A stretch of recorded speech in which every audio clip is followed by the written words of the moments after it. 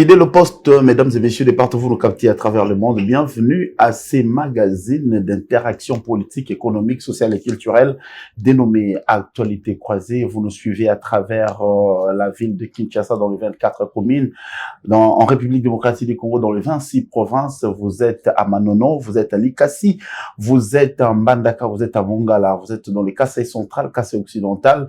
Vous nous suivez à Chuapa, vous nous suivez également en dehors de nos frontières, au Congo-Brazzaville. Vous nous suivez à Washington, vous nous suivez à Bruxelles, Paris, vous nous suivez dès partout à travers le monde, bien évidemment en Australie. Vous êtes à Dubaï, vous suivez ces programmes d'actualité politique dénommés Actualité croisée dans votre chaîne YouTube JT Mag, mais également dans nos chaînes partenaires qui ont accepté de relayer ces grands programmes d'interaction politique, économique, sociale et culturelle. Comme d'habitude, sur cette tribune, nous avons l'insigne honneur de recevoir une personnalité qui vient parler de lui, parler mais également du pays, notre pays, la République démocratique du Congo, qui a des potentiels imaginables, qui a une potentialité humaine, mais également de ressources humaines, ressources du sol et du sous-sol. Comment les Congolais en profitent? Comment le Congolais doit gérer ses ressources et comment le Congolais doit amener le pays au développement. Toutes les questions politiques et toutes les questions liées au développement, nous en parlons également dans cette magazine.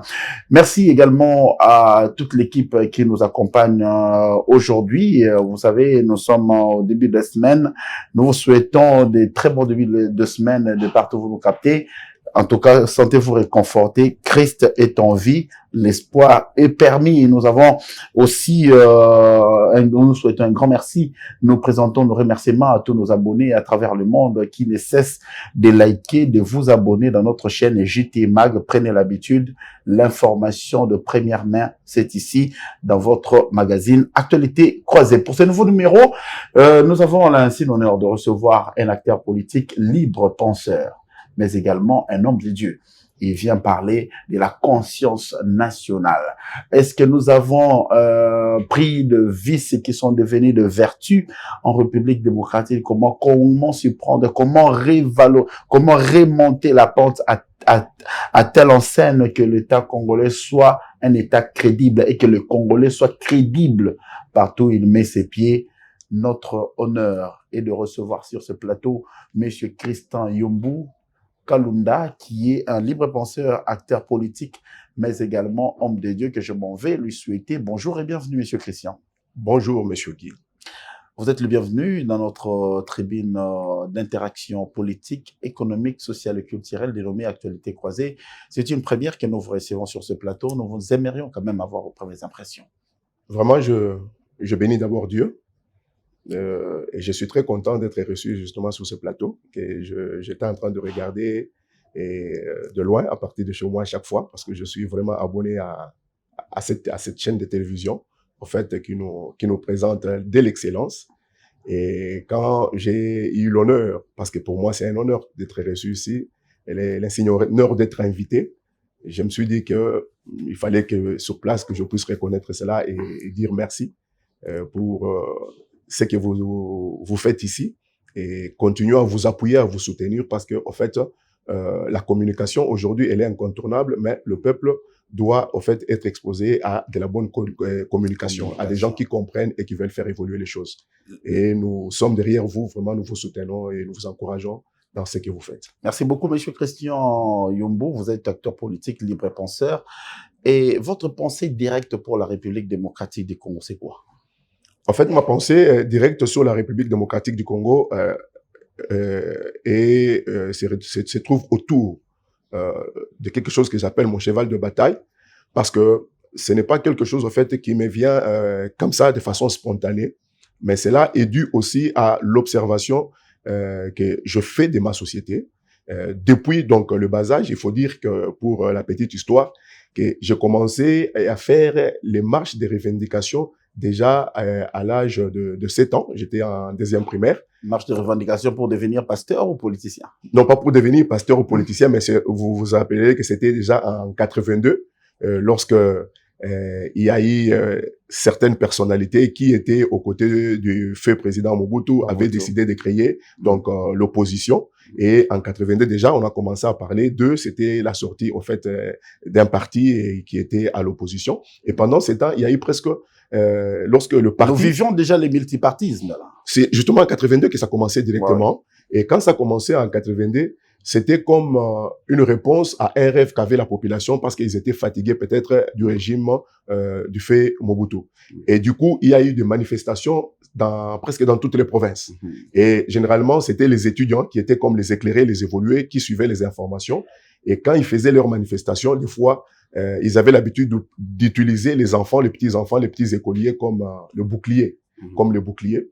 Et c'est comme ça que dans ces manifestations-là, donc, dans ces manifestations, moi, j'ai été déjà donc intéressé parce que il faut dire que j'étais un peu, s'il faut dire entre guillemets, turbulent. J'ai été. Et pourtant, vous ne donnez pas l'air hein, d'être turbulent. J'ai été dans ces manifestations. Comme j'étais aussi acrobate et souple, j'étais celui qui montait pour faire descendre les drapeaux, les déchirer, faire agenouiller des généraux, tout ça. Et c'est parti comme ça. Donc, depuis l'âge de 7 ans, en fait, dans tous les mouvements politiques qu'on a connus dans ces pays, moi, j'ai toujours été là. Et des fois, ça valait le coup de fouet par les parents, mais je sentais que c'était, en fait, une vocation pour moi. Et quand j'ai évolué, je suis arrivé à l'université, je fais le droit, parce que je suis aussi maître avocat, mais aussi, lorsque j'ai entendu l'appel du Seigneur, j'ai accepté cet appel et j'ai été ordonné pasteur par mon père spirituel qui est l'archevêque Diama Kalonji, que j'honore. Et alors, c'est là que je réfléchissais beaucoup sur la nation. Et des fois, j'avais des problèmes avec ma famille, mes enfants, et jusqu'à ce jour, parce que lorsque la nation va mal, on dirait que c'est quelque chose de personnel qui me touche. Alors, des fois, j'avais d'autres approches pour essayer de trouver des solutions. Mais dans la présence du Seigneur, tout ça, et avec les observations faites toute la vie, j'ai compris que le problème était en fait au niveau de l'homme. De l'homme. Au niveau de l'homme. Et c'est comme ça que je commençais à mûrir donc cela en moi et à essayer de travailler autour de cette pensée. Et même mon travail en théologie, donc porte aussi sur ça, à part donc le travail en droit, en théologie, j'ai travaillé sur la responsabilité de l'homme dans la transformation de sa société. Donc depuis très longtemps, j'ai compris que ce n'était pas seulement le problème des dirigeants, parce qu'aujourd'hui, nous avons l'habitude de jeter les accusations contre ceux qui nous gouvernent, comme si c'est eux qui devaient porter tous les fardeaux.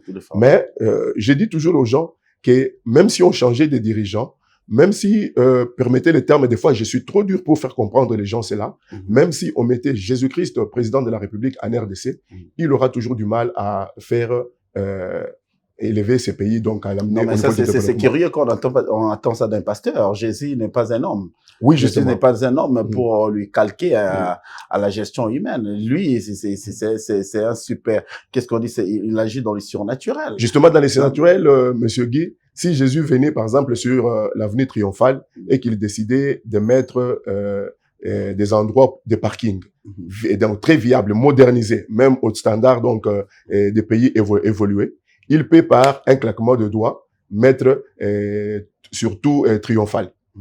Mais quand il va continuer sur Sendoué, il va trouver justement que l'homme congolais a commencé à pisser sur ce qu'il avait placé avant, qu'il a commencé à casser, qu'il a commencé à détruire. Nous le voyons par exemple sur le boulevard 30 juin. On nous a mis des bels endroits pour nous asseoir par Orange, mais allez voir l'état de ces choses. C'est-à-dire que même si Jésus-Christ faisait par claquement de doigts et qu'il y avait des gratte-ciel, mais le problème n'est pas seulement de le construire, le maintenir, le gérer, c'est ça le problème. Et ça, ce n'est pas l'autorité qui vient, qui doit faire tout ça. En fait, il faut que le peuple soit mis à sa place, à sa bonne place. Il faut que le peuple ait la conscience du développement pour que les structures qui lui sont données, les choses qui lui sont données, au fait qu'il sache comment les maintenir et comment les gérer pour qu'il puisse évoluer. Alors la gestion de l'homme, c'est pas une gestion facile, hein? Même le divin lui-même s'est répandu pour avoir créé l'homme, hein? Et ça c'est biblique, vous êtes un homme de Dieu, vous le savez. Et il s'est répandu pour avoir créé l'homme, mais vous avez des astuces pouvant changer l'homme congolais, pouvant remettre la mentalité, la conscience nationale en place. Nous avons des choses que nous devons, étant congolais, valoriser et prioriser pour qu'aujourd'hui notre identité nationale soit mise en valeur. Vous avez connu Joseph Désiré Mobutu, le premier président, le deuxième président de la République démocratique du Congo à l'époque au Zaïre, qui a donné une identité nationale aux Congolais. Aujourd'hui, on parle de l'unité. Un Moulouba peut se croiser avec un Moutabandundu, un Mouyanzi peut se croiser avec un Chouaïlifone. Ils peuvent faire union et puis avancer. Alors, qu'est-ce qui a manqué de ce que le Congo, ce que Mobutu a légué et que vous devez ajouter pour que la conscience nationale soit ancrée ipso facto dans l'homme congolais? Très bien. En fait, ce que nous devons savoir, quelle est la solution que nous devons avoir chez nous? Nous devons arriver à dissocier le parcours, ou soit encore le délai d'une vie humaine et le délai, la vie d'un peuple. Une vie humaine peut aller jusqu'à 80, jusqu'à 100 ans pour ceux qui sont robustes. Et une personne qui a impulsé une vision, il peut vivre aujourd'hui, il peut vivre demain, mais il arrivera à un certain moment qu'il va s'arrêter. Justement, la mort va le surprendre, le rattraper. Et ça, c'est un fait évident. Mais la vie du peuple ne s'arrête pas. C'est-à-dire que nous devons aujourd'hui sortir des considérations partisanes. Ou quand, par exemple, telle personne qui est au pouvoir et ou soit qui est assis à tel poste de responsabilité, tout ce qu'il fait, en fait, comme si ce n'était que l'idéologie de son parti ou quelque chose de ses propres idées et que ça n'était pas bénéfique pour la nation. Au point que lorsqu'on doit remplacer une nouvelle personne, il est obligé dans ces pays de recommencer à zéro comme si au départ, il n'y avait rien qui était établi. Donc, vous voyez, c'est ça. Mobutu a travaillé sur le retour à l'authenticité qui, jusqu'aujourd'hui, a laissé des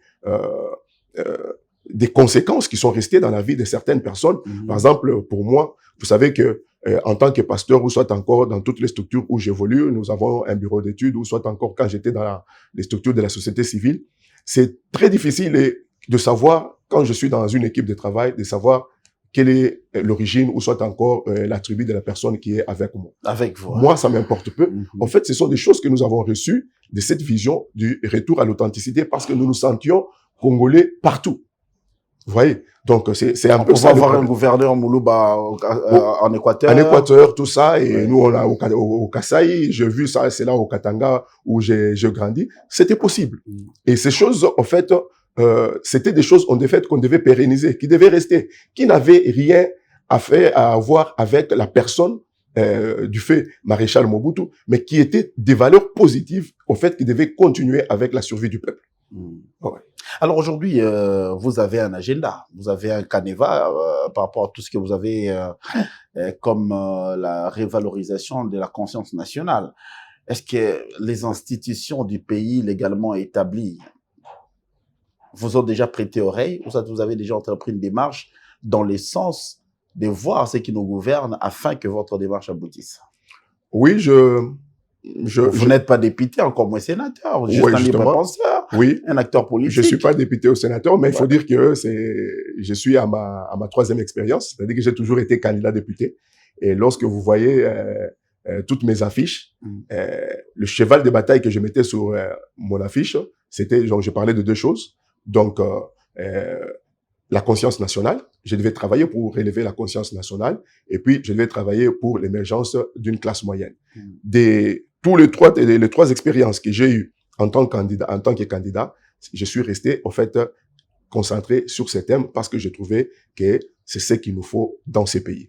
Donc, par rapport à cela aussi, comme je l'ai dit, j'ai eu à faire plusieurs structures autour de moi, des mouvements citoyens dans lesquels on s'est réunis, on essaye un peu de penser, où je réveille la conscience des gens. Par exemple, j'ai un mouvement qui s'appelle Veilleurs de la Nation, où je me dis, bon, puisque je ne suis pas passé député, mais il y a quand même possibilité de faire ça autrement. D'abord, j'utilise par exemple ma chaire comme un lieu de communiquer pour essayer de travailler sur l'homme congolais. Vous politisez l'église alors? C'est pas politiser congolais, l'église, je suis en train de parler, en fait, de l'homme congolais. Vous influencez les fidèles. Oui, et lorsqu'on parle de la conscience nationale, il ne s'agit pas des Congolais qui sont en dehors de l'Église, il s'agit de tous les Congolais. Mais pourquoi vous ne parlez pas du salut, vous ne parlez pas de cesser le péché, et vous parlez de... Je parle du salut et du cesser de péché, mais il faut savoir que dans la vie nationale, il y a des structures qui sont des structures de socialisation. C'est comme, par exemple, la famille. C'est le premier lieu où, en fait, on doit travailler sur l'homme. Et lorsque la famille peut-être a failli, le deuxième milieu, c'est l'école. Et lorsque l'école a failli, il y a aussi l'église qui est un milieu, mais ajouter à cela le média, la presse. Ce sont des outils, en fait, par lesquels on peut passer pour essayer d'influencer la pensée de l'homme, afin de le socialiser ou soit encore de réveiller sa conscience. Vous savez, un jour, Monsieur Guy, permettez, je parle beaucoup en tant que pasteur. Non, mais allez-y, vous avez votre temps. On est en train d'échanger utilement par rapport à cette question que la population qui nous suit en ce moment doit comprendre. Vous savez, je vais parler de deux choses. Par exemple, premièrement, je parle d'une des prophéties qu'a donné le prophète Kimbangu dans ces pays. Il a dit quelque chose de très fort. Il dit l'indépendance matérielle, l'indépendance économique en Afrique sera réelle, sera effective lorsque nous allons acquérir l'indépendance spirituelle. Ce contexte de spiritualité, ce n'est pas seulement, donc, n'est pas lié seulement au fait d'aller à l'église ou de prier ou d'implorer le Seigneur, mais il couvre beaucoup de choses. Et pour comprendre cela, le deuxième exemple, il s'agissait d'une conférence, au fait, qui s'est tenue en Belgique. Et il y avait une dame qui est professeure à l'université, elle s'appelle Prof Nour. Elle était en train de parler sur la question du Congo. Et elle était entourée de plusieurs Congolais, des experts et même certaines personnalités politiques qui étaient des candidats, soit à un niveau ou à un autre. Et tous, ils ont essayé, au fait, de poser le diagnostic s'il faut trouver des solutions pour la République démocratique du Congo. Et quand elle a pris la parole, elle a dit je suis écœuré et puis je me moque un peu parce que vous ne comprenez pas le vrai problème qu'a votre pays. Et quand il va essayer de circonscrire le vrai problème de la RDC, elle va dire en fait le problème de la RDC, elle le dit en ces termes. Le problème de la RDC est spirituel. Mais comme ces concepts-là, nous sommes dans une conférence scientifique politique, ces concepts-là ne peuvent pas être expliqués sur le plan de sciences politiques. Et elle dit, s'il faut que bien je me fasse comprendre, en fait, c'est un problème de conscience. C'est un problème de conscience. Et aujourd'hui, vous ferez le même constat qu'avec moi. J'ai toujours l'habitude d'étudier les événements et les phénomènes sociaux. Je peux rester sur une route pour contempler, pour voir comment les gens agissent, comment les gens se comportent, tout ça. Et vous comprenez justement que nous sommes tombés en tant que peuple très bas. C'est comme ça que je parle de la désorientation existentielle. Alors, qui sont à la base de cette désorientation existentielle? C'est pas vous les politiques, parce que vous êtes acteur politique au-delà d'être pasteur. Oui, en fait, la désorientation existentielle, il y a des gens qui sont à la base de cela. Quand je retrace un peu, j'écrivais dernièrement un livre sur le profil d'un homme d'État pour le Congo. Parce que ça aussi, c'est très important. Il faut connaître quelle est l'identité du Congo, c'est quoi le Congo, quels sont les défis, les problèmes du Congo, ça aussi, il faudra... pour trouver quelle est la meilleure personne, en fait, qu'il nous faut dans ces pays, qui peut, en fait, peut trouver le remède. Alors, dans ces livres, dans mon introduction, j'ai dit quelque chose de très fort. J'ai dit, le problème, c'est que l'histoire que nous avons du Congo, c'est l'histoire qu'on nous a racontée. Mais il y a aussi une autre possibilité de faire une autre histoire, l'histoire racontée par nous-mêmes. Il y a des gens qui sont venus nous coloniser et il y a des gens qui ont écrit quelque chose sur nous. Mais l'histoire racontée par nous-mêmes m'a poussé à remonter la pente depuis le début pour comprendre que d'abord, lorsque le colonisateur est venu, il faut savoir que pour pénétrer la République démocratique du Congo dans sa configuration ancienne, ce n'était pas facile. Il y a eu sérieusement de morts, il y a eu sérieusement de sacrifices, tout ça, parce que ce n'était pas facile. Pourquoi? Parce qu'il s'est retrouvé devant un peuple qui ne disait pas oui à l'instant. Un peuple qui savait dire non et qui savait s'opposer. Et quand vous évoluez, lorsqu'ils se sont installés, je ne sais pas si vous avez déjà appris cette histoire qui s'est faite à Boma, qui était la première capitale. Il y avait une grande réunion qui devait se faire sur le plan international avec le Belge et tous les autres. On avait placé le trône du chef, donc ce qui était donc le Belge. Et un Congolais est entré, je ne sais pas par où, il a pris le trône, il l'a renversé. C'est le trône, ce sont des symboles, en fait, sur le plan spirituel. Et vous connaissez aussi l'histoire où, lorsque le roi était venu, si je ne m'abuse pas, donc c'était soit le roi Baudouin, alors qu'il s'est promené dans la rue, on l'a accueilli. Quelqu'un a pris son sabre. Quelqu'un a pris le sceptre. Vous comprenez, même quand nous nous appelons sceptre royal en tant qu'église. Parce que c'est le symbole du pouvoir. Et après lui, après cet événement, vous avez vu ce que Lumumba avait fait. Il s'est improvisé et il a fait un discours qui nous a conduit aujourd'hui. Donc, on parle de l'indépendance. De l'indépendance. En fait, dans l'homme congolais, il y avait cet esprit de dire non à des choses qui ne sont pas des valeurs, à des choses, en fait, qui ne nous amènent nulle part. Alors, le colonisateur, puisqu'il était en avance, il a étudié, il a compris cela, il a dit qu'il fallait faire quelque chose. Qu'est-ce qu'il fait? Il commence à utiliser les politiques comme des marionnettes, en fait, les utiliser pour affaiblir le peuple. Aujourd'hui, le peuple a été affaibli. Le peuple a faim. Quand vous sortez sur la rue et que vous faites une bêtise, mais que vous avez des billets de dollars, 1000 francs à donner, ils sont prêts à vous acclamer. Et même les politiques aujourd'hui, ils se servent de ça. Au lieu que nous puissions les évaluer sur leur performance, ils savent que même quand ils font des bêtises, il y aura soit les gens de leur tribu, ou soit encore les gens qui n'ont aucune conscience, qui sont prêts à être utilisés en recevant 1000 francs, 20 000 francs pour les soutenir et combattre à leur côté. Voyez, c'est tout ça, la désorientation existentielle, la chose qu'il faut traiter si nous voulons justement amener ces pays à avancer. Alors aujourd'hui, la responsabilité de l'Église au sujet de la conscience nationale serait quoi? Parce que nous sommes un pays laïque, hein? Chacun prend l'évangile à sa manière et chacun évangélise à sa manière aussi. Nous avons les kimbanguistes, nous avons les musulmans, nous avons vous, les églises des réveils, nous avons les églises dites protestantes, nous avons l'église catholique, nous avons les orthodoxes, il y a plusieurs religions. Ici, la responsabilité de l'Église dans la conscience nationale se trouve à quel niveau? Ouais. Je voudrais aussi, d'abord, avant de venir à cette question, je voudrais la répondre de façon transversale en disant d'abord, parce que vous avez évoqué les concepts de la laïcité. Des fois, ces concepts, nous les comprenons dans un sens qui n'est pas très large. Pour moi, c'est un concept qui est polysémique avec plusieurs significations. Pourquoi? Parce que, écoutez, chaque nation a son Dieu. Il n'y a aucune nation qui n'y ait pas un Dieu. Chaque nation a son Dieu. A son Dieu. A un Dieu. A un Dieu. A un Dieu. Donc, je suis en train de dire d'abord que le pouvoir, il est spirituel. Et quand vous accédez sur un trône, il n'y a personne qui ait accédé sur le trône en tant que président ou roi qu'il n'y ait pas des réalités spirituelles. Pour rafraîchir votre mémoire, vous avez vu lorsque le roi Charles devait être établi. Vous savez qu'on a égorgé une chèvre blanche. Dans tout ce qui est dans les cérémonies qui devaient être faites. Leur coutume. Dans leur coutume. Et le jour même où on devait le consacrer à l'église, vous avez vu ce qui a été fait. Par exemple, il y a un petit enfant qui s'est avancé pour parler au roi Charles et lui dire « J'ai été envoyé par le roi des rois. Êtes-vous prêt à marcher selon donc ses préceptes et à être obéissant ?» Le roi Charles, c'est ça l'ouverture de la cérémonie.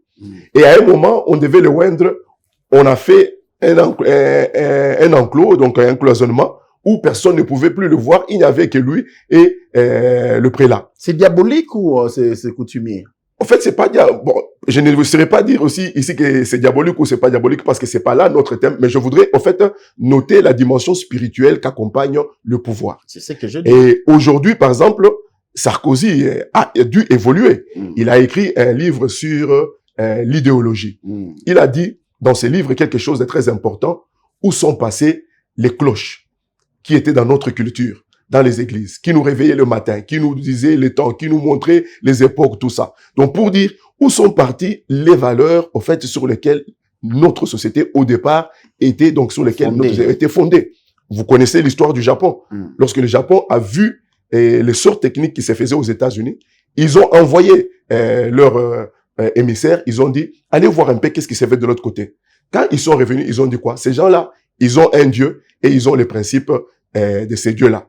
Et l'empereur va dire, laissons leur Dieu, mais prenons leurs principes. Vous voyez? Donc, cette question de laïcité, c'est une question, en fait, qui doit être prise avec beaucoup de souplesse, parce que des fois, quand on dit cela, pourquoi je le dis en tant que pasteur? Parce que je travaille au fait à la délivrance et à l'avancement de mon pays. Et je comprends que beaucoup de choses, au fait, c'est pas sur le plan spirituel. Je vais vous expliquer un petit exemple, permettez-moi.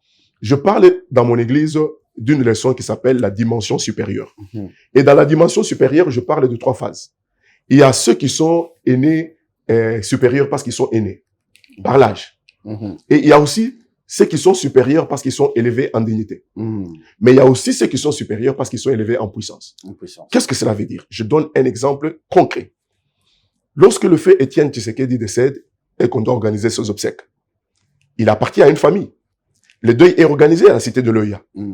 À la cité de l'OIA, si le frère, le grand frère du président, son excellence Félix Antoine, lui dit, là à la maison, Félix, est-ce que tu peux amener une canette de jus? Vous croyez que le président va refuser? C'est son aîné. Ils sont en famille. Il doit répondre. Il doit aller obéir. Si sa mère l'a envoyé, il allait obéir parce que le deuil est en famille. Mais quand tous nous sommes venus au stade, et même sa maman est entrée, même Monseigneur est entré, on a annoncé le président de la République. Tout le monde s'est levé. Tout le monde s'est levé, même sa mère, même donc Monseigneur. Parce que c'est lui qui est élevé en dignité, il est supérieur à celui qui est élevé en âge. En âge. Ouais. Si le ministre de la Communication entrait ici, il est plus jeune que nous. Nous devions nous lever. Parce qu'il est élevé en dignité. Mais il y a aussi ceux qui sont élevés spirituellement. Et quand vous avez vu dans le même stade, où tout le monde s'est mis debout pour accueillir, honorer le président de la République, lorsqu'on faisait la messe, il est arrivé le temps de la consécration de l'Eucharistie. Parce que c'était l'Église catholique qui faisait la messe. On a soulevé l'Eucharistie. Qu'est-ce que le président a fait? Il est allé à genoux. Vous savez, vous voyez un peu ça? Et si nous ne regardons pas cette question, au fait, de la spiritualité, le président que nous avons chez nous, il est chrétien, il prie dans une église, il est attaché à une église, mais il y a une spiritualité que l'église devait lui donner pour qu'il puisse réussir, au fait, dans son mandat. Et nous ne devons pas aujourd'hui dire que le pays, nous sommes laïcs, alors que les autres, dans le secteur spirituel, autres, peut-être que j'ai dit contraire au nôtre, lui, il est conscient de la spiritualité et ils font des choses, des incantations et des choses, alors que nous n'apportons rien. Et au finish, nous sommes en train de nous plaindre. Vous voyez là où se trouve la responsabilité de l'Église, en fait, dans le changement de mentalité. Il faut que l'Église prenne conscience et que l'Église enseigne ces choses pour que l'Église, au fait, ce n'est pas pour que les gens viennent dans nos bâtiments et qu'ils se mettent à prier. L'Église a une mission. C'est de déceler les mandats de ceux qui viennent et de les envoyer dans la société pour qu'ils deviennent influents et prospères. Vous avez parlé de quelque chose qui a retenu mon attention, que chaque peuple a son Dieu. Oui. Alors nous, au départ, nous avions quel Dieu? En fait, quand je parle, je dis que chaque peuple a son Dieu. Pour essayer d'expliquer cela dans le sens restreint, c'est que je suis en train de dire, au fait, chaque peuple a une spiritualité. Chaque peuple est obligé et se trouve entouré d'une spiritualité. Ce n'est pas le cas avec la RDC. On n'a pas une spiritualité identique. Aujourd'hui, au fait, c'est ça, nous n'avons pas la spiritualité identique. C'est là où c'est comme ça que Kimbangu, au fait, dit qu'il faudra que nous puissions atteindre la maturité spirituelle, qui est laquelle? Et Kimbangu va ajouter dans une autre prophétie que pendant le temps où nous allions parler de l'indépendance matérielle, il dit que ça sera la période du grand roi. Moi, selon mon approche, parce que chacun a sa compréhension. Ceux qui n'ont pas la même spiritualité que moi, ils ont leur compréhension. Mais moi, selon mon approche, en fait, il parle de le grand roi. En fait, c'est Jésus-Christ sur le trône. C'est lui le grand roi. Et c'est comme ça que j'ai toujours béni Dieu, parce que lorsque le président de la République a fait la manifestation au stade de dédier le pays entre les mains du Seigneur, nous étions parmi les organisateurs et les visionnaires de cette activité. Et même toutes les prophéties qui ont été dites ces jours-là, c'est moi qui ai donné donc toutes ces prophéties.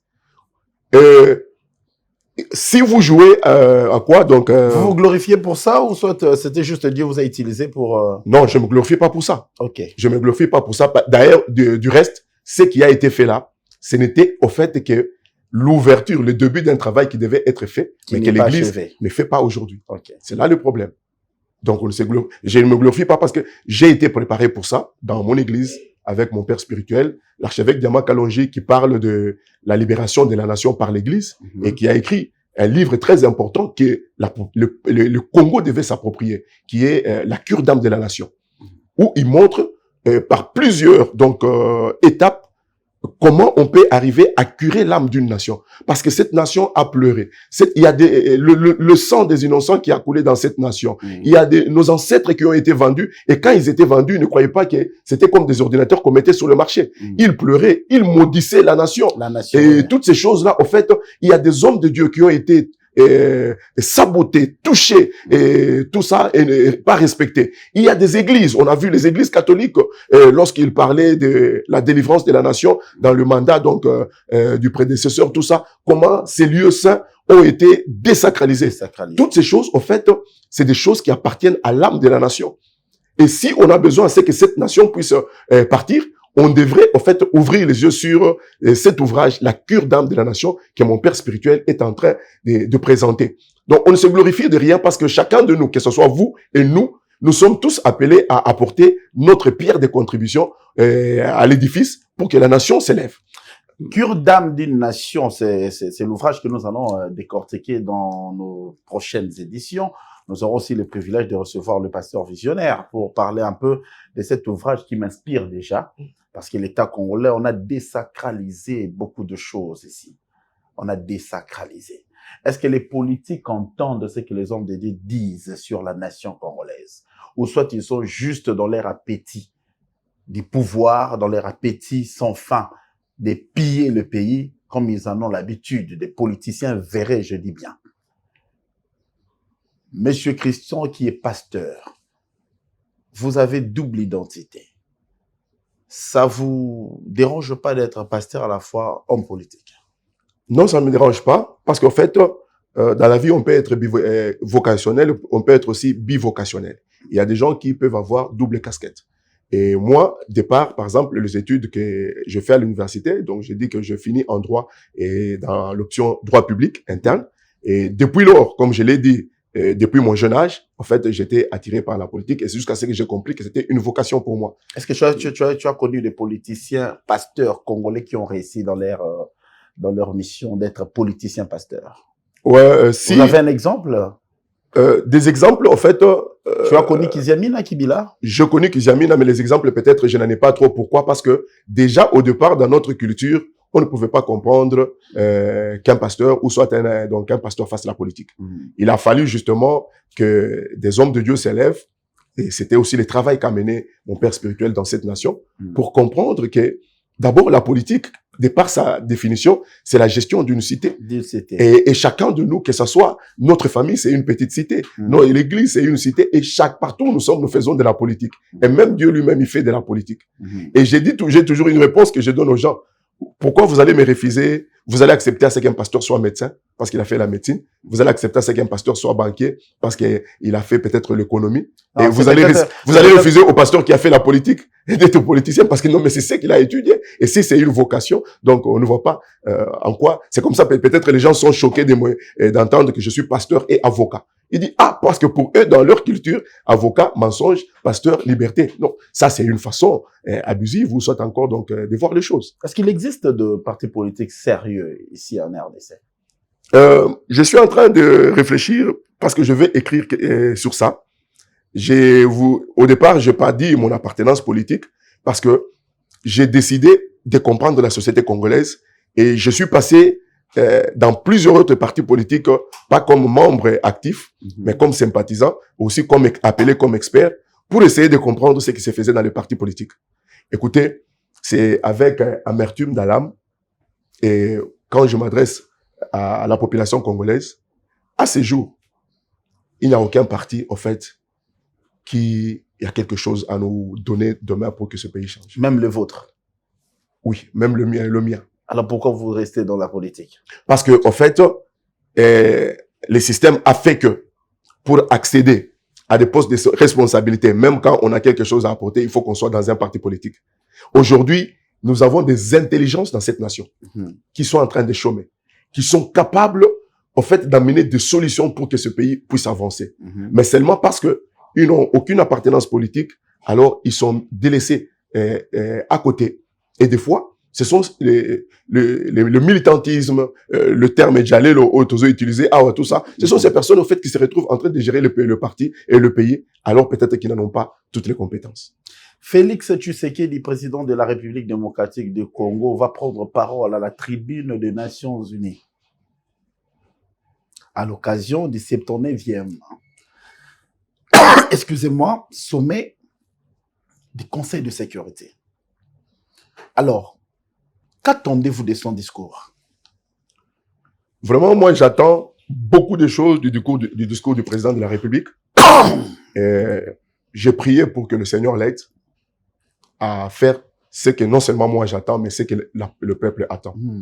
Parce que dans la petite histoire, dès que le président de la République a pris le pouvoir, il a commencé d'abord par renouer les contacts avec le monde extérieur. Le monde extérieur et particulièrement les partenaires habituels, privilégiés, c'est-à-dire la Belgique et les États-Unis.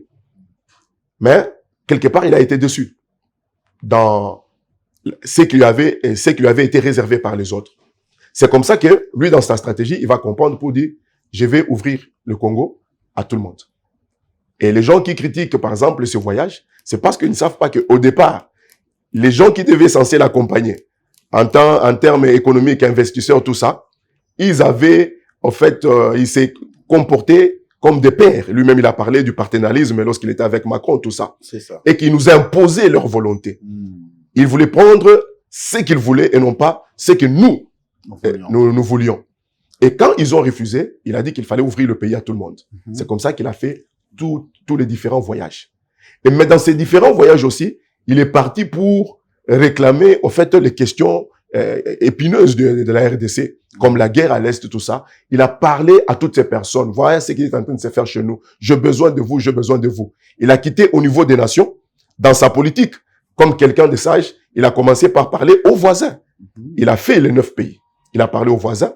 Après, il est allé dans les structures sous-régionaux. Il a parlé, personne ne l'a écouté. Et il est parti pour parler dans les instances plus au sommet, par exemple, donc à l'ONU, à l'Assemblée générale, par exemple, des Nations Unies. Il a parlé de ces choses. Mais vous savez, même à l'OIA, personne n'a voulu écouter la RDC. Il est rentré. Je crois qu'il a tiré des leçons et il a commencé à faire ce qu'il devait faire. Il a fait ce que notre armée puisse monter en puissance. Il y a eu la loi de la programmation de l'armée. Il y a toutes ces choses au fait qu'il a essayé un peu d'arranger. Mais cette fois-ci, pour moi, nous les Congolais, nous attendons en fait qu'il aille dans une position de force pour dire j'étais venu en homme conciliant, je parlais, j'ai demandé à ce que vous puissiez intervenir, vous n'avez pas fait. Mais maintenant là, je suis venu, en fait comme on dit chez nous, on parle de loup sans eau. Donc je suis venu vous prendre à témoin que maintenant je vais agir. C'est ce que nous attendons. Dans le véritable escarmouche sera dit. Au fait, il faut qu'ils leur disent que nous ne sommes plus, au fait, la RDC d'antan qui était sous l'embargo, qui ne pouvait pas avoir les armes, qui n'avait pas des effectifs consistants en termes de l'armée et qui était infiltré donc au niveau même de l'armée par des officiers. Nous sommes un autre RDC. Et que cette RDC est aussi capable, même si peut-être vous ne nous donnez pas toutes les chances, que nous pouvons vaincre la guerre, mais nous sommes capables de résister. Parce que ça, c'est quand même une chose de plus. Si nous étions en train d'encaisser, et si vous pouvez soutenir les autres, mais sachez une chose, que nous sommes peut-être arrivés à un niveau où nous ne sommes plus ceux qui doivent échouer, mais nous pouvons aussi nous opposer et résister. Et si nous parlons de la résistance, il y aura des conséquences donc collatéraux, et personne ne va s'en sortir indemne. C'est ce discours que nous attendons, en fait, d'un président qui s'affirme. Un président qui s'affirme à la tribune des Nations Unies, c'est dans pratiquement quelques heures, le chef de l'État prendra parole, le chef de l'État va s'exprimer et les attentes de la population sont légion. Je sais que la situation sécuritaire, c'est ça le punaise problème qui tient à cœur le chef de l'État. Une fois que le Congo est en paix, le pays redécolle. Avec tout ce qu'on est en train de faire comme tentative sur le plan économique, sur le plan social, l'espoir est permis et la nation doit écouter le chef de l'État. Les nations du monde doivent écouter le chef de l'État et aussi les Nations Unies doivent prendre ce que le chef de l'État va dire au sérieux afin que le Congo redevienne un État libre et démocratique. Monsieur Christian Yumbou, vous avez pris quand même le temps d'évoluer dans des partis politiques avant d'en créer le vôtre.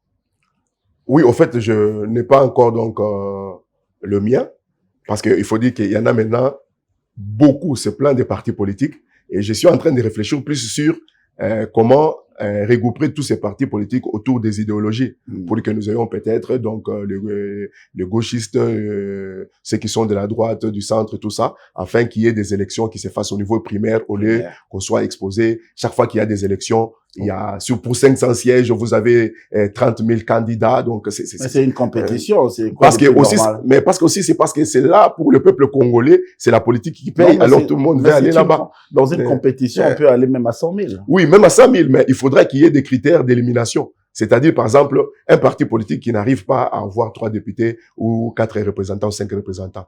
Alors, c'est qu'il doit s'effondrer dans un autre parti pour que nous puissions mettre un peu de l'ordre dans ce secteur. Et comme je l'ai dit, pour répondre à votre question, déjà au départ, en 82, lorsque depuis jeune, je commence à être dans les mouvements politiques, quand j'ai évolué jusqu'à l'université, et c'est là, j'ai quitté les Katanga, j'étais en Bujimaï. Là, j'étais quand même donc très actif au niveau de mon parti qui était l'UDPS. Et quand on devait parler de toutes les actions politiques... L'UDPS de Fétian Tshisekedi. Oui, de toutes les actions politiques en Bujimaï, en fait, il fallait compter avec moi parce que j'étais parmi les meneurs et qui mettaient les choses sens dessus, sens dessous. Même en venant à Kinshasa, mes parents m'ont tiré les oreilles pour dire « Mon fils, on a besoin de toi, là, c'est la capitale. » Alors, quand je suis venu à Kinshasa, je continue à évoluer à l'UDPS et nous avions notre cellule chez le VPM de l'intérieur, donc Jacques Chabani. Notre cellule, en tant qu'étudiant, était chez eux à la maison. Et c'était lui le président de la cellule. Et son vice-président, c'était l'honorable vice-président de l'Assemblée nationale, donc Paul Chilumbu. J'ai évolué là. Et même les grandes marches qu'il y a eu dans ces pays, en fait, nous étions parmi les gens qui initiaient et qui étaient donc au four et moulin pour faire ces marches. Mais comme j'avais un souci pour essayer de redresser, d'aider mon pays, je me suis dit que j'allais faire donc comme un stage professionnel pour voir comment est-ce que les gens entendent le politique dans les autres partis, comment ils voient les choses, et quelle est leur idéologie et quelles sont les solutions qu'ils proposent. C'est comme ça que, en aventure, je suis allé comme expert. Parce que j'avais aussi un bureau d'études, j'ai été approché pour ça. Je suis passé par 2 ou 3 partis politiques en tant qu'expert, sans avoir une adhésion officielle.